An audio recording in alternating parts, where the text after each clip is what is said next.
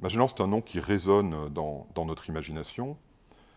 C'est un nom qui scande le récit ou l'épopée des grandes découvertes, c'est-à-dire ce siècle qui s'ouvre avec la découverte des Amériques par Colomb et qui va mener les Européens en bien des sociétés lointaines avec lesquelles ils n'avaient jusque-là que des rapports très distants ou du moins très indirects. Et Magellan, le nom de Magellan reste associé à cette idée qu'il est le premier à avoir fait, par voie maritime, le tour du monde. Et là où les choses sont peut-être un tout petit peu plus compliquées, c'est que, d'abord, on sait très bien par les sources d'époque, par les chroniques du Grand Voyage, eh bien que Magellan n'a pas, à proprement parler, fait le tour du monde, puisqu'il est mort aux 2 tiers du périple, sur un îlot des Philippines, en avril 1521. Alors il est vrai que le périple s'est poursuivi en son absence et qu'une poignée de survivants a réussi, avec la dernière des 5 nefs de l'expédition, à regagner l'Espagne en 1522. Donc Magellan peut tout de même, à bon droit, être considéré comme l'un des architectes de ce tour du monde. Mais il faut ajouter immédiatement que Magellan n'avait très probablement pas l'intention, et en tout cas n'avait certainement pas pour mandat, de la part du roi d'Espagne, Charles Quint, eh bien, de faire le tour du monde. Voilà, parce que à l'époque, le monde était divisé entre l'Espagne et le Portugal, et il n'avait pas le droit de pénétrer dans l'espace réservé aux Portugais. Et tout ceci nous amène finalement à une dernière considération qui est l'écart finalement assez prodigieux entre ce nom qui claque au vent comme une sorte d'étendard de la romance européenne et la réalité d'un homme sur lequel on en sait très très peu.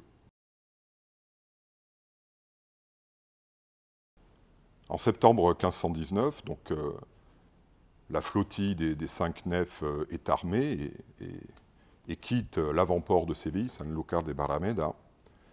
Et la vraie question finalement, et c'est celle que tous les membres d'équipage et les autres capitaines se posent, la question c'est quel est l'itinéraire? Où va-t-on? Que pense trouver, non pas découvrir mais trouver, puisqu'il a visiblement bien une idée en tête, Magellan? Alors c'est un dossier difficile de savoir exactement à quels éléments cartographiques ou cosmographiques pouvait avoir eu accès Magellan préalablement au départ de l'expédition. Ce qui est à peu près certain, c'est qu'il était convaincu qu'il existait un passage entre l'océan Atlantique et l'océan Pacifique. Et il était probablement persuadé qu'il s'agissait non pas d'un détroit, mais d'une sorte de chenal qui coupait de part en part le sous-continent américain. Raison pour laquelle il passe des semaines à explorer l'embouchure immense du Rio de la Plata, en pensant eh bien, qu'il s'agit de l'entrée de ce chenal qui le mènera, pour ainsi dire, à l'océan suivant. Et puis évidemment, ne trouvant pas ce fameux chenal, eh bien, il décide de continuer à descendre le long des côtes de l'Argentine jusqu'à finalement trouver le détroit. Donc voilà à peu près probablement sur la foi des savoirs de l'époque, donc de cartes évidemment mitées, ce que pensait Magellan. Ce que l'on savait en tout cas, c'est qu'il existait bel et bien un autre océan, une mer que l'on a longtemps appelée la mer du Sud, de l'autre côté du sous-continent américain. On le savait parce qu'un conquistador l'avait aperçu depuis l'isthme de Panama en 1513, Balboa. Et lorsque, passé la découverte du détroit, eh bien, l'expédition s'engage sur cet océan, Magellan va le renommer Pacifique, mais Pacifique pour le malheur des navires, puisqu'il est trop pacifique, on a du mal à y prendre les vents porteurs, et les nefs errent parfois des jours et des jours sans pouvoir véritablement avancer. Le grand exploit maritime de l'expédition de Magellan, c'est la traversée du Pacifique. D'abord parce qu'on ne sait absolument pas s'il est traversable ni navigable.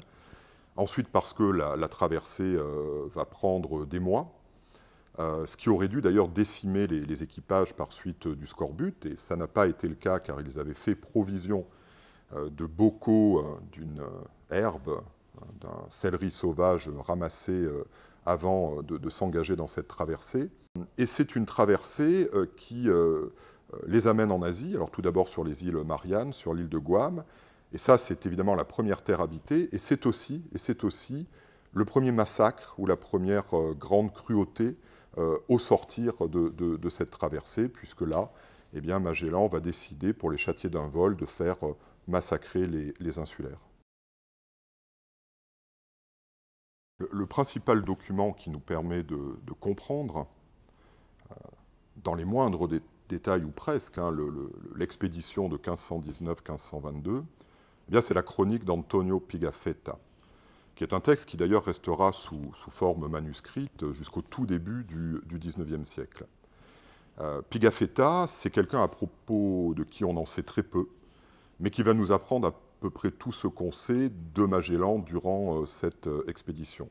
On sait simplement que c'est un jeune patricien venu de terre ferme vénitienne, dans la suite d'un nonce apostolique dépêché en Espagne, qu'il rencontre Magellan et qu'immédiatement il le prend pour maître et mentor.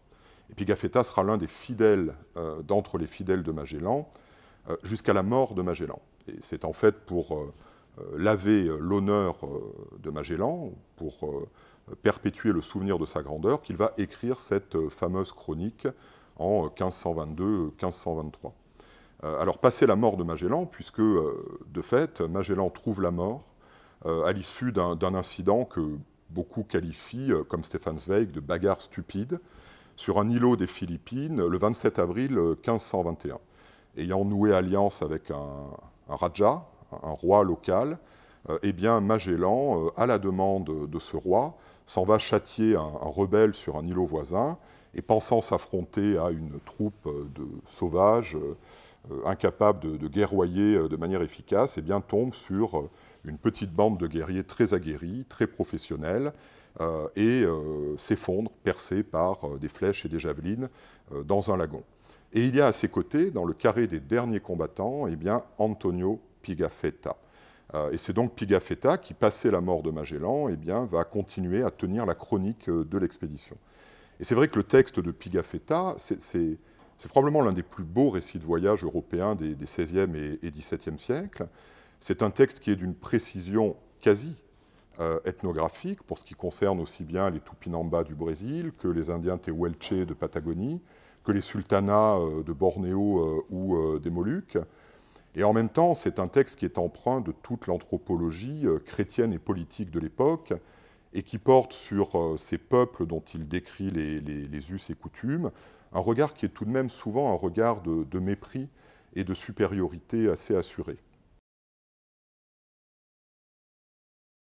Le monde qui m'intéresse, qui m'a toujours intéressé, c'est cette partie de l'Asie du Sud-Est qui est sa portion insulaire. Malaisie, Indonésie, Philippines, Brunei à Bornéo, c'est-à-dire ce monde qui, dès le XVe siècle, est un monde densément interconnecté, relié au reste de l'Eurasie, à la Chine impériale, et qui est un monde que l'on dit ordinairement, outre insul-indien, qui est simplement sa dénomination géographique, malais et musulman. Et donc c'est un monde qui possède une relative unité culturelle. Le malais, qui est la langue véhiculaire du négoce, des échanges commerciaux, qui est une langue qui est comprise d'un bout à l'autre de ce monde, de Sumatra jusqu'aux Philippines. Et c'est ce qui permettra d'ailleurs à Magellan, grâce à son esclave malais Enrique, de prendre langue avec les habitants des îles Philippines. Et puis c'est un monde qui est très profondément marqué par la diffusion de l'islam à compter du XIVe siècle. C'est pour ça qu'on dit souvent que c'est une autre Méditerranée, dans les termes de Denis Lombard, mais une autre Méditerranée sud-est asiatique et profondément musulmane. Donc moi, je me suis intéressé à l'expédition de Magellan parce que travaillant sur les Philippines, m'intéressant à la partie orientale de l'archipel indonésien et notamment au rôle clé que jouent les îles Moluques au XVIe siècle, eh bien, j'ai croisé très rapidement la chronique de Pigafetta, qui est celle qui décrit pour la première fois, de manière extrêmement précise, un certain nombre de lieux de ce monde. Que serait une histoire des grandes découvertes à parts égales? Ce serait, je crois, une histoire pas nécessairement plus équilibrée, au sens où il s'agirait de déposer sur l'un des plateaux d'une balance imaginaire un surcroît de documentation autre qu'européenne, pour d'une certaine façon rééquilibrer le récit, mais ce serait en tout cas une histoire plus équitable, c'est-à-dire une histoire qui accorderait la même attention, qui ferait preuve du même intérêt pour l'histoire d'autres sociétés que pour l'histoire de l'Europe. Et ça veut dire très concrètement, dans le récit des grandes découvertes, plusieurs choses. Tout d'abord, s'apercevoir que dans l'ombre du nom des grands découvreurs, des personnages dont les noms scandent cette histoire, Colomb, Cortés, Pizarro, Magellan, eh bien, il y a tout un petit peuple de gens qui font très concrètement ces voyages d'exploration. Il y a des mousses, des calfas, il y a des équipages très cosmopolites pour l'époque déjà. Et puis surtout, il y a ceux qu'on a longtemps appelés les intermédiaires indigènes. Voilà, c'est Sherpas, traducteurs, supplétifs, qui appartenaient aux sociétés auxquelles les Européens abordaient, et dont on se rend bien compte, d'une part, qu'ils ont joué un rôle beaucoup plus décisif que ce que l'on a longtemps cru, et d'autre part qu'en fait, en les suivant, en s'intéressant à eux, autant qu'aux grands découvreurs européens, chrétiens, à peau blanche, eh bien, on s'aventure sur les chemins d'autres histoires. Et finalement, une histoire à parts égales des grandes découvertes, ça n'est pas nécessairement une autre histoire des grandes découvertes, mais c'est la porte entrouverte sur tout un monde d'autres histoires. Les grands voyages, comme l'expédition Magellan, et le grand voyage, c'est l'expression qu'on utilisait dans les sources d'époque, les grands voyages, d'une certaine manière, ne s'arrêtent jamais. C'est évidemment d'abord la raison pour laquelle on en parle aujourd'hui, mais c'est dans le temps même de leur accomplissement, cette immense suite ou traîne de conséquences pour tous ceux qui ont survécu, comme pour ceux qui sont morts, et dont les familles, les parentèles, les veuves plus ou moins éplorées, les héritiers plus ou moins légitimes, eh bien des années et même des décennies durant, vont ester en justice pour recevoir les soldes de pension et faire vivre, faire bruire autour des grands noms, eh bien, toutes ces vies minuscules qui ont été effacées par la mort ou par l'oubli. Mais cette traîne de conséquences, elle est bien plus importante parce que c'est celle qui part de l'événement et qui va peu à peu brosser la légende. Voilà. Et lorsqu'on est face à quelque chose comme l'expédition de Magellan et d'Elcano, on est inévitablement affronté ou confronté à bien autre chose qu'à l'histoire de ces hommes, à l'histoire technique, politique, économique de leurs exploits maritimes. On est confronté à une pièce maîtresse du grand récit des découvertes, c'est-à-dire à toute la romance de la modernité européenne, finalement au conte dont longtemps l'Europe s'est bercée. Et on doit faire avec.